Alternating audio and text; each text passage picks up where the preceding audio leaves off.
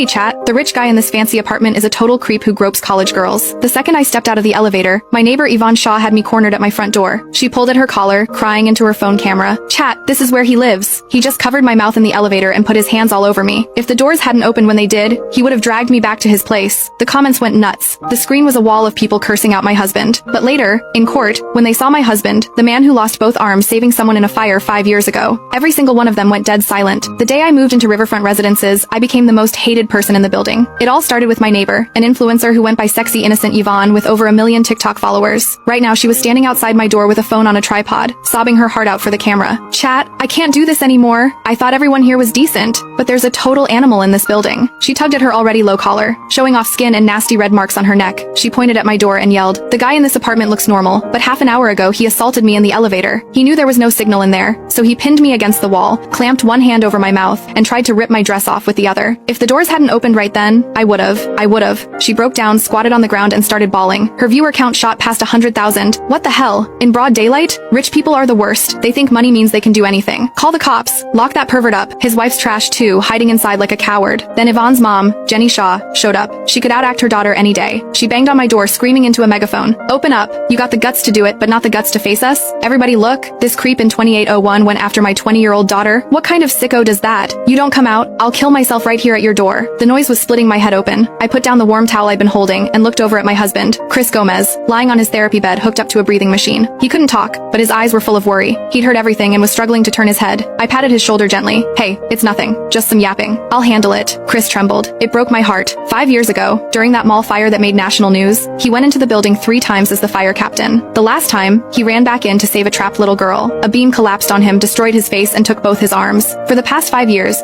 we'd been living quietly on his settlement money and some investments I'd made. I moved us into this big riverside apartment so he could recover in a better environment. Never thought we'd get set up like this on day one. Assault, pinned against the wall, hands all over her. I smirked. My eyes went cold. "You want to make a scene? Fine, but you better be ready for what comes next." I walked over and threw the door open. The crying stopped dead. Yvonne froze, then shoved the camera in my face. "Chat, look, the creep's wife finally shows herself." Jenny got right up in my face. "Shameless woman, get your pervert husband out here. You're not off the hook until you pay us $1 million for emotional damage." Yvonne sobbed. "Girl, you're a woman too. How can you stand by him? Look at the marks on my neck. His fingers left those." She tilted her neck for a close-up. The red marks were clearly visible. "This is evidence. There's no denying it." Neighbors watched, whispering, giving us dirty looks. I looked at Yvonne's greedy face. I didn't panic. I laughed. "Evidence? Finger marks?" I crossed my arms. "Your name's Yvonne, right? You're saying my husband choked you and ripped your clothes with his hands?" She straightened up, totally confident. "That's right. His hands were crazy strong, covered in calluses. It hurt so bad. I'll never forget those hands." "Good," I nodded, eyes ice cold. "Hope you remember what they looked like